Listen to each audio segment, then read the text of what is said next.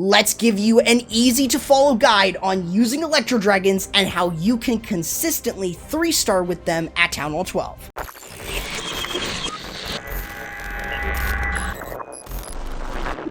What's going on, my friends? My name's Corrupt. We are going to simplify the Electro Dragons, how you can use them and when to use them. Now, this base here is exactly what you're looking for. You are looking for a compact base. These are the normal type of bases I would look for if you are planning on using Electro Dragons. They can be a bit more spread out. However, these are the type of bases that you may commonly see. Now, the use of the lightning spells is a great option. Lightning goes really well with the Electro Dragons, not just rages and freeze spells. If you get rid of two air defenses with the use of the lightning, that's huge value, and if you can get rid of more than just that one, that is going to help your attack even further. So pretty much what you're trying to do is look for something like this. Getting rid of the single Inferno, it can be a multi-Inferno, getting rid of a sweeper, and 2 air defenses can really help your attack.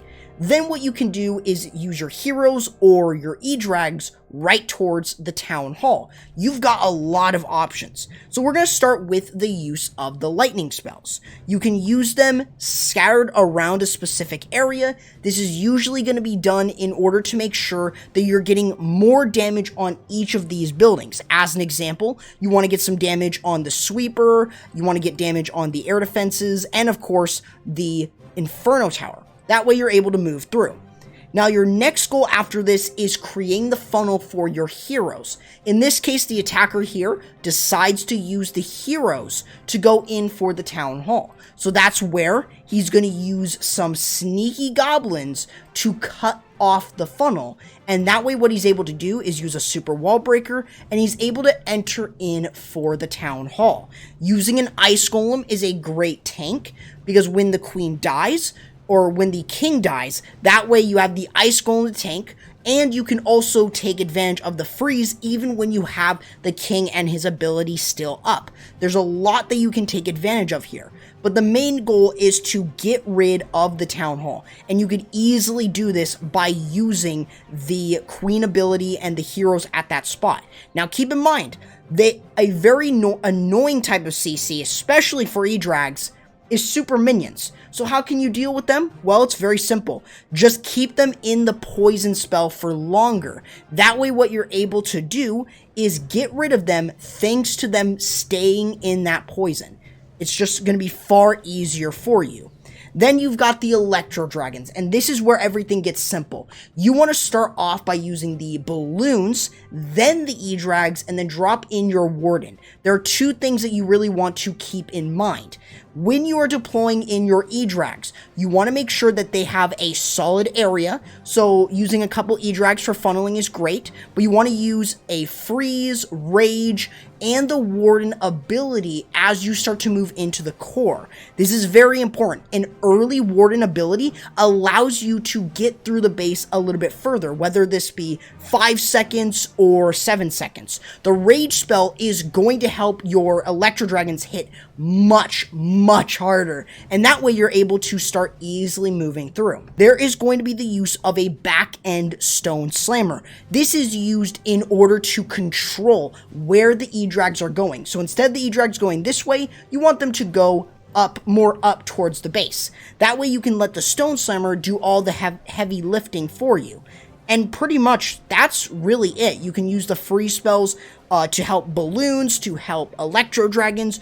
I mean, you've got a lot of options. The balloons are what will really help. And if there's a single Inferno, like in this case, you can get through with it with no problem. So there's a lot that you can do, but the Edrags can easily move through a base. And these are the type of bases that are very easy to take care of. And you could easily get the triple on these type of bases. It's just understanding the implications of using each of these. And we've also got more examples for you to really understand the Electro Dragons a bit more than just this one replay. To get started, what base types are you looking for? Well, you're going to be looking for base designs that are a bit more compact, as an example, like this base design here. Now this version is an anti-3. So how do you deal with anti-3-star bases is really simple. You want to mainly look at a couple different factors.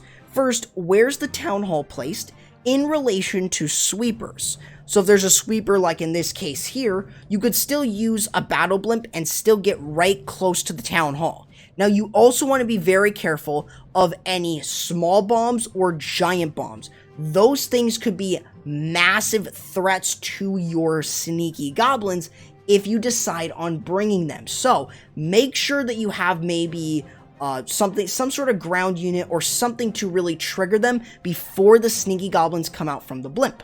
Just be careful with that, but in an anti-3-star base like this, you can send in the blimp early. That way you're able to get through. Now, the main reason to why the attacker here drops the king is because there could be some headhunters in the clan castle. And of course, you don't want them to slow your blimp down and cause your blimp to pop on the outside of the base. That's just not going to be a good idea. So instead, you want to be able to make sure that they go to the king, and that way you can use these sneaky goblins from that blimp in order to take care of the town hall with no problem at all. Now, the next main goal is creating the funnel. But you want to make sure that you're sending in the funnel by using 2 Edrags from either side to make it easier. Now, the rage spells are very important early on. You want to get a ton of chain in this area. So I am going to go half speed so you guys can see what's going on. Now remember, chain was definitely changed in a previous update where they go in for the highest HP building. So the AI of the chain is a little bit different, but it's still very manageable. Now notice the use of the freeze spells. You're going to be using them over things like the enemy queen because she does massive damage, and also sweepers to prevent your Edrags from having to get pushed back and reset. So another thing is that you want to be using the freeze spells over air defenses too, in case of course you didn't take one down with chain. And you also want to use the rage spells in order to chain on multiple structures. That way the rage spells allow access to the Edrags doing a ton more damage. Now the main goal here is to also use the Warden Eternal Tome to make sure that you're protecting enough of the Electro Dragons as they move into the base. And the other thing is, if you have a leftover rage, you could even possibly use it to get massive chain like you'll see here. This one Electro Dragon chains all the way to the air defense. So using a rage spell with the Edrag can actually get rid of an entire air defense. But the Electro Dragons here, like in this case, he only lost 2 Electro Dragons. This is the way that you guys should be using the Mass Electro Dragon, and it just goes to show how powerful that this combination is. And it just shows that Edrags are not necessarily the weakest unit. You just need to understand exactly how to use them and when to use the Warren ability, rage, and freeze spells. So normally what you're going to do is you're going to start off by using the ZapQuake against an air defense. You want to try and get rid of some other structures included to also kind of get a little bit of percentage, but also to create a little bit more of a funnel at that particular point. You want to look at the sweeper placement. Now, if you want to enter towards something like the Eagle Artillery, which would always be highly recommended, you always want to look at the sweeper placement. If we go in here, we don't need to worry about the sweeper blowing us back if we use 2 lightning spells to take care of it. And that is it. That's really how simple Electro Dragons are. You always want to consider those small little things that's going to allow you to get through. Now to start off, what you want to do is use the lightning spells and earthquake to take care of an air defense. Then what you want to start doing is start creating the funnel for your heroes. This is by using maybe balloons and something like that. But you can also go ahead and start using the lightning spells to take care of the sweeper.